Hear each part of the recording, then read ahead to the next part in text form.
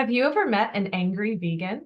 Ooh, juicy subject. Let's dive into it. Welcome to another episode of The Good, Bad, and Ugly of Business. I'm your host, Catryn Becker. And on this podcast, we talk to all sorts of different successful people because we want to learn what they have learned in their career, because so much can be learned from our failures.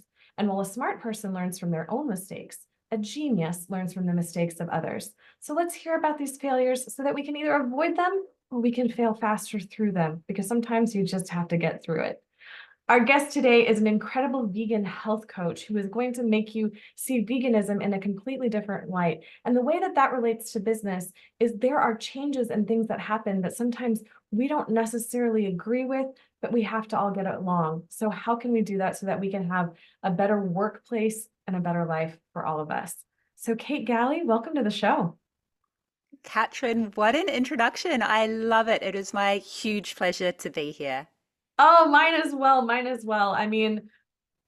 So I'm just going to go right into it and bring the listeners in on our little pre-conversation. But veganism has been coming up a lot for me personally. I'm going through some personal struggles health-wise and thinking, as I'm looking at all these different diets and what I'm not supposed to eat, what I can't eat, it's seeming like vegan is the way to go. And that was even before I realized that you were a vegan health coach. So selfishly, I'm really excited to talk to you. Do you know, I love the timing there. That is absolutely fantastic. And the health coach in me wants to right out of the gate say, I'd love your focus to change more towards what you get to eat and all the abundant, amazing, diverse foods that maybe you're going to be introducing into your diet rather than that more restriction focused I can't eat. However, maybe we'll go there, maybe we won't. I am really excited for this conversation. Absolutely. And so for clarity's sake, we started off with, have you met an angry vegan? And you are a self-professed reformed angry vegan. Tell us a little bit more about that. 100%. And do you know the reformed part or ex-angry vegan part of that is self-accountability because I still have that tendency to go with my mad, passionate vegan animal rights activist heart. However, I learned the really hard way that that is just not a fun or effective way to live. And the story's long. We can go into it with as little or as much detail as you like. But I guess traveling way back, I was vegetarian for the animals and I was vegetarian from 16 years old. I was vegetarian for 23 years, and it wasn't until I watched a particular documentary, being Cowspiracy, that I learnt I'd been lied to, that we've all been lied to, and that if I was vegetarian for the animals, I actually needed to be vegan for the animals. And so I made that change pretty much overnight. I was a personal trainer and had been a decade at that point in time. And I'd built a business and body that I loved with high protein vegetarian. And vegan was scary. Mhm. And that was over 8 years ago now. And vegan has changed so much. It used to have the kind of um, impression that it was going to be very tasteless, bland foods. Like, I think of just like boiled mush. And it's so far from that. And now you see like even vegan options in the grocery stores. It's becoming so much more mainstream. What has that been like for you as a health coach? And how much easier does that make your job? So much easier. I will say that living vegan now is so much easier and more delicious than being vegetarian however many years ago. When I was 16, I'm 47 now, so 30 plus years ago. Much easier now to live vegan. I probably made it a little bit harder on myself early days than I needed to because I felt like I had a point to prove as a personal trainer. I wanted to hit not only every macronutrient, my carbs, proteins, fats, at a perfect amount in every meal. I wanted to hit all the micronutrients as well, the irons, the calciums, the omega 3s in every single meal because I knew that my clients and my colleagues would be looking at me and they would be judging veganism by the way my body looked and functioned. So I made it a bit hard on myself. However, to speak to the deliciousness that you introduced, everything that I used to eat when I ate animals and everything that I used to eat when I was vegetarian, I now eat as a vegan. And I guess the tough thing is I can choose to eat all the processed junk food, or I can choose a more whole food plant-based approach, which is the approach I'd recommend to everyone, and particularly if you're curious about entering as you are from a health point of view, you absolutely need to focus on the whole plant foods and save those processed delicious treats for the odd occasion. Well, as treats, not 100%. the mainstays. I know I can remember Yes. very clearly a few years ago when the gluten-free Mm, wave was upon us, and yes. picking up a box of cookies that were gluten-free and thinking like, oh, this will be a healthier option, and seeing just how much sugar Yep. was in there, and I thought, oh, this isn't any better. Yep. Uh, You are so right. and of course, there's people that need to be gluten-free for other reasons, but just as a general way that we've all been marketed to of how things are better. I was going through, I was doing the Whole30 diet a couple of years ago, and I was traveling at a retreat. And so they were asking like food preferences. And I was like, well, you don't have a Whole30 option for me to click. So I'll just click vegetarian because that should be a little bit easier for me to manage. And all of the meals were like spaghetti. And I'm like, no, I wanted vegetables in a vegetarian diet. Where are the vegetables? I completely relate to that as a vegetarian personal trainer who followed high protein, low carbohydrate, which is not what I advocate now. I'm less extreme now with my approach. I'm not scared of carbs or fat like I used to be. However, eating out the vegetarian options, they were all pasta and cheese. They were all full of fat and salt, and they kind of tasted a bit same. So that approach to eating was so much more restrictive then than what my whole food vegan approach is now. And I'd also say I guess on the vegan options, I feel like we're in the third wave now. I've heard business leaders speak about this in relation to vegan businesses. And the first wave was, Catryn, that disgusting, mushy, bland stuff that you recalled. Hmm. That was the first wave of veganism. Then there was all the processed crapola. That was the second wave where it wasn't healthy and it was delicious. The third wave is healthy and delicious. And Hmm. that's what we're in the middle of right now. Well, that sounds like a really good place to be. Yes. If I can have delicious and it's good for me, like why Yes. not? Exactly. 100%. Well, okay, so let's bring this back to kind of a broader business. I mean, I want to go more deep into your model as a business, but just as something that can be very relatable to other people in business. There are so many times, I was in a corporate engineering consulting and in consulting firms for 20 years before this. And I can remember when new things would be trickled down from leadership, there was always so much resistance to Mm, change.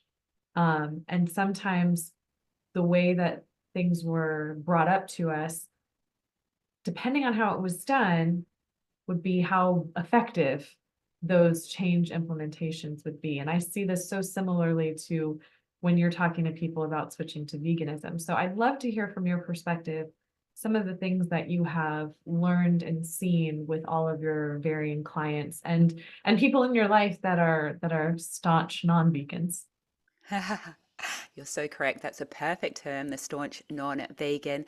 I mean, you made this connection for me at the start of our chat. I often think about veganism and that people will relate when they have a belief and I guess an ethical decision that is so hugely important to them. This can relate to religion and politics so far as the conflict it creates in their family and with the people they love, and the fact that if something's so important to you, you feel like someone else doesn't understand Mm. you when they don't see the urgency and this belief that is just, you've changed your whole life around it. So, but I absolutely understand where you're going with business as well, because I bought into into a gym franchise, which I not so lovingly called the business from hell about over a decade ago, right? And the culture in the gym that my business partner and I took over, the culture was rotten. And as a Mm, new business owner, I was all about let's lead by example. Let's work as hard as we can and really care about the trainers, and we're going to turn this team around. And my business partner was like, it's rotten from the inside. We just need to fire them all and hire a new team. And I was super resistant to that. And he mm, was right. I was wrong. That was one of my tough lessons in that business. What I've learned, again, the hard and slow way in relation to veganism, you need to meet someone where they are, mm, not where you are. You know, you need to lower your expectations for the people you love. And it's the same in business. You can't come in and just say, we're doing this now because it's what we want to be doing. You need to get genuine buy-in, and whether it's in business or with your relatives, it might not be the thing that resonated with your heart. For me, it's the animals. For someone else, it might be the environment or their health or the health of someone else that they love. You need to meet them where they are, and that's absolutely applicable to business as well. And you need to be patient. mm. And with veganism, I say lead with love, compassion, and deliciousness. I don't know if the deliciousness comes into a business sense. Maybe you bring in, that beautiful vegan cake. I don't know. I'm sure you can bring deliciousness in. I mean, it can be deliciousness in a much more kind of esoteric way of, Yeah. delicious conversation and delicious fulfillment of purpose and all Yeah. of these other beautiful ways of doing it. And I think, the phrase, we have this in the South, it's probably in Australia as well, but you catch more flies with honey than you do with vinegar. 100%. 100% for sure.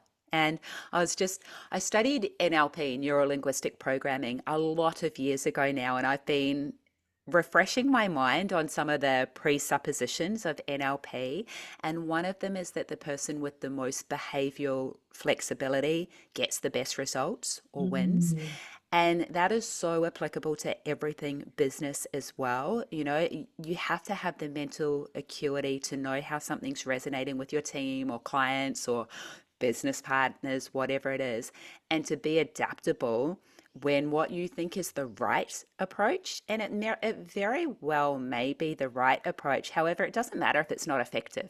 If you mm. don't have that buy-in from the people you need buy-in from, then you need to have the flexibility to come up with an alternate approach. Yeah. It's like Simon Sinek always says about, the start with why. Yes. Your why for veganism was the animals. Someone else's why is going to be for climate change. Someone else's why is going to be for health reasons. And being Yeah. able to land on that why for Mhm. any of our customers. And I use customers and clients broadly because you can have customers and clients internally to Yes. any organization Mhm. of people that need you for something or you need them for something, and how we relate to one another. Yeah, agreed. So, what do you think has been most people's biggest stumbling block for accepting new ideas and, you continuing to use veganism as the example for this discussion? I'll find out whether it's unique to veganism or not, probably as we work through this answer. However, changing a belief that you've held so tightly to for your entire life, whether it's that eating animals is natural, normal, and necessary, and credit to psychologist Dr. Melanie Joy for terming that phrase, something you've believed for your entire life, that everyone you love, that your mum and dad have taught you, that society has indoctrinated you to believe. If you've held this belief tightly, and maybe it's worked for you, maybe you haven't, for many, many, many years, changing your mind on that belief is, in some regards, admitting that you were wrong. It Mm, doesn't have to be, but people frame it like that, right? So when you become vegan, you have a lot of guilt for the fact that you used to eat animals. And that's just the way that it is. I've channeled that into, all right, I'll do as much good as I possibly can now. However, some people, they would get caught up on having to admit that guilt and that pain or whatever it may be, the hardships they've put their body through, if it's been from a health point of view or whatever it may be. Changing a huge lifestyle, a huge belief in lifestyle habit, it, it forces you to face the way that you've been acting for years, more likely decades. And I think there's a lot of, there's a disconnect before you admit it. And then once you admit it, there's a bit of a process to work through. I think that's one component. I think that other component that, for better or worse, wasn't an issue for me. I'm not a people pleaser. I'm really okay with making my own decisions and I'm super okay with being the odd one out. I don't seek that out, but I'm okay if I am, right? A lot of people, they just want to fit in. They don't want to create awkwardness. They don't want to be the one at the dinner party needing a different dinner or ordering off the menu at the restaurant. They just want to fit in and not create ripples. And surprisingly, that can be a really big stumbling block to not only adopting a vegan lifestyle, but making any big lifestyle change that can really hold them back, what they think, how they think other people might judge them for that decision. I think what you said in the beginning of that answer was really the key part. And I think Mm, guilt and shame, yeah. guilt and shame are such heavy Mm, emotions, and they're also really isolating emotions. Like when yeah. we're anger on the vibrational scale of emotions is actually much higher than guilt and shame. So when Mm, we're angry, we're not afraid to share that with other people. yes. But guilt and shame, ooh, we keep that all to ourselves. Yeah. And it weighs Yeah. us down and it makes us Hmm. heavy. And it's a challenging thing to overcome alone. You are so right. Anger is an action taking emotion. Like, anger can actually be useful because you get things done, right? You Yeah. make changes. Hopefully, they're for the positive. But as you say, that guilt and shame, you can just stay stuck doing nothing, costing you lots of energy and certainly lots of joy and not really getting anywhere or making any changes. Oh, yeah. We'll avoid them like the plague. Be like, I'm just Yeah, gonna sweep that under the rug a and hundred not pay percent. attention. Yes, yes.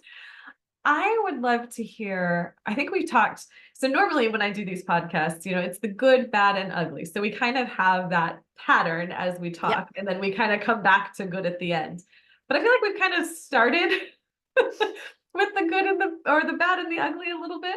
So I would like to spend some time as we are wrapping up our time together in sharing some of the good stories that you've had with clients, with what their journey has been like and how it's changed their life to become vegan, and what that's been for you as the business owner, as the coach.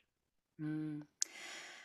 I will say, full disclaimer, I've been a personal trainer for so long, 18 years now. That's one half of my business. That when I first took on board clients, I was only vegetarian and I was already that freak in the gym for being vegetarian, right?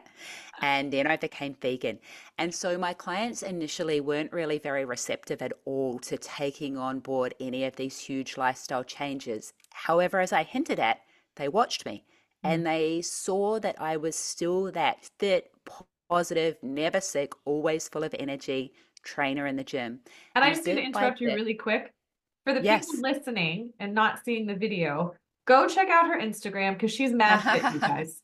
Mad fit. Like, your body is beautiful. And Oh, the thank fact that you. it's achieved through your lifestyle is really, really amazing. So I'm sorry. Continue. Super sweet. Thank you so much. Bit by bit, my clients and all of them coming from a health point of view, because most of them were older as well. They got older as I got older. They stuck around. They were very loyal. They would bit by bit make these changes, which is probably the best way to do it. It wasn't anything too dramatic for their families either. And Mm. bit by bit, weight loss that you struggled with for years, it just happens more naturally because, especially if you go the whole food plant based approach, The meals tend to be lower caloric density but bigger. You get to eat more food, more variety, less of the super high caloric density stuff. So you feel fuller and you get to devour big, delicious, bright meals and you don't feel restricted by that. Other positive, I guess, scenarios were when people eliminated dairy from their eating. And that was one of the last things, obviously, that I eliminated since I was vegetarian for so many years. Stuff like breathing and not getting colds as often Mm. and symptoms like this, which again are, quite small and maybe you're not aware of them until you nudge this product out of your life and you start to see the benefits. Stuff like cholesterol lowering, blood pressure lowering. The biggest benefit, I would say, though, is for someone that makes the transition and maybe they do it for their health, as most of my clients did. Bit by bit, as animals are coming off their plate, their heart actually opens to the plight of animals. If you're still eating animals several meals a day, you have a closed heart to what's happening to them. You have to. I did, my dear mum did, we all do. That's the way you survive. Bit by bit, when you're not eating them, your heart opens. You see the world. Maybe this is airy fairy, but you have more of an appreciation of how interconnected we all are in the Mm. world. And I've just seen people become more open hearted. And I would have laughed at the term open hearted in my 20s or even my 30s. Now in my 40s, that is one of the things that I find most attractive in a person. So to see that transformation in people and to see the weight that you carry, not just the fat that you lose, but the weight that you carry when you're taking an action that might be incongruent with your belief that you're a kind and compassionate person and you love animals and you're still taking this action. You're maybe not aware of it. Maybe it's an Mm. incongruency at an unconscious level. You take this action, you have this transformation. And honestly, this was my biggest benefit. A weight is lifted off your shoulders now that your daily actions are aligned with your values and beliefs. Mm. That makes a lot of sense. So I'm out here in Texas and we have a Mm, farm and we have chickens that we eat for eggs. So mm, they have a lovely little chicken life. And when we started, I bought an incubator to start incubating and raising chicks.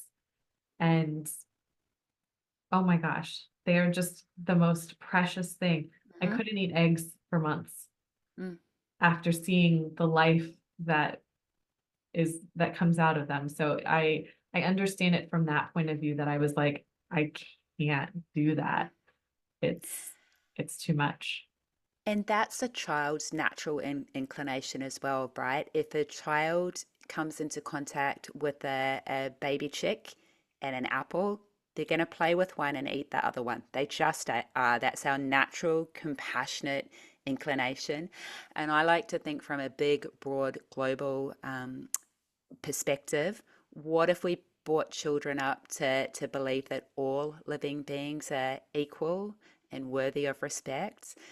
We wouldn't be sexist or racist or starting wars with other humans if Mm, we came into the world believing that this little chicken or this little mouse was worthy of respect. mm. I don't know about mosquitoes though. Me too. Look, here's the thing. It doesn't mean you're a total pacifist, right? If you're going to attack me, I'm going to defend myself. Agreed. My angry vegan friends, I love you. They might hate on me for that. But if you want to eat me, I'm going to protect myself. Yeah. Yeah. I mean, I tell them all the time, I'm like, I will give you my blood. I have plenty. Don't make me itch. 100%. Total agreement. Like, why can't we just get along in that way? Come on. Yeah, I'll put some food out for you. Just, leave me alone. Yeah, exactly. Exactly. Like, please, please, please, please. It's true. Oh my goodness. Well, one last question that I have for you, and that is just around the idea of, you know, you started your journey many years ago out of passion. And there are so many different areas in which we all have a passion.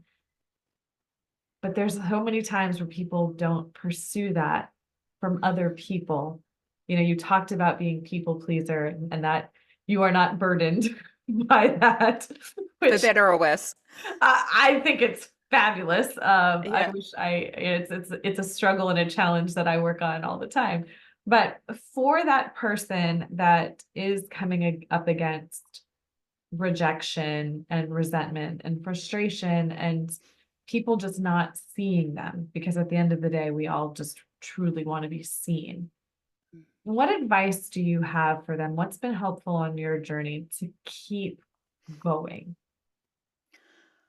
My biggest lesson from the business from hell was to back yourself 100%. Mm, The tougher times are, the more resilience you have to come up with to get through them. And that was absolutely the case for me.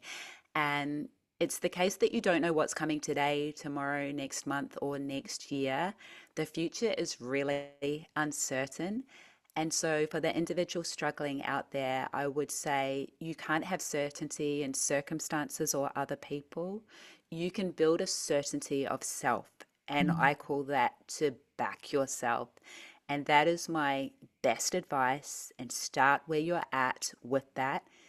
And remember that we teach others how to treat us. So when you bend over and sacrifice your values and beliefs, or you say, oh, that's all right, I don't need to get to the gym today, I'll do this for you instead, or whatever it may be, every time you accept the non vegan cupcake, you're saying to that person, that's okay, we'll do this action again. You're mhm, giving them feedback that you will compromise on this thing, that pleasing them is more important than living a life aligned with your values and beliefs. mm. And if they're struggling with that, I would say think of the person you love most, whether it's your child, your partner, your mum, whoever it is. Give yourself the advice that you would give them and respond in the way that you would want them to respond, if it helps to show the love to yourself by thinking of the love that you have for that other individual. Oh, that makes it so much easier. I heard the advice one time of someone that you're frustrated with to picture them as like a 3 or 4 year old child. Yeah, perfect. Can you still feel angry? Yes, perfect. It's a great reframe. And the other thing that I just want to just reiterate, just to make sure that it's very clear, is that it's just one choice at a time. Mhm. Remove the pressure. Yeah. You just make it one choice and then next opportunity comes, you make the same choice. Yeah. But And just if to you be make a conscious. mistake, if you make a mistake, you get that opportunity to course correct at the very next meal or the very next workout, or for me, the very next interaction with someone that could have gone better. You haven't failed. You're not a bad insert whatever it is you're trying to be. You get another chance next time. Mm, I love that. I love that, Kate. So you're based in Australia. Do you do virtual work or do you work with people in person primarily? Or is it a hybrid? Yeah, it's a hybrid. My passion project, my absolute heart is the Plant Positive Journal. And that is a journal that I created so that it can fly out all across the world and plant little compassionate vegan seeds. It's my physical way of, it's a little vegan Trojan horse, right? That can get into people's hands and spread love, compassion, and deliciousness. There's lots of recipes in there. And so that's my heart. I do some personal training here in Noosa, not relevant to an international audience. So mostly the journal and the podcast, really. Yeah, we didn't even get to go into those sort of things. So as we're wrapping up, please tell the people all the places that you are and how to get in touch with you. And I'll make sure that it's all in the show notes. But for our auditory learners, I love to do it both ways. Amazing. Thank you. My website is best. It is strongbodygreenplanet.com. Via the website, you will be able to check out the Plant Positive Journal. It shares all the mindset tools that to help you master your mind and your time, while ideally if you're up for it, and I hope you are, adopting a healthy plant-based lifestyle. It shares the Healthification podcast, where I speak to a diverse range of athletes, authors, activists, doctors, entrepreneurs. My heart as well. I love that podcast. All my social links are via that website as well. So strongbodygreenplanet.com. Perfect. Perfect. Perfect. Perfect. Thank you so much for agreeing to be a guest on here and for this lovely chat. I've enjoyed it so much. Catryn, my huge pleasure. You are amazing at what you do. You are so in the moment, and this was such a joy. I loved our conversation, so thank you. Oh, thank you. And to the listeners, I know you enjoyed this as much as we have.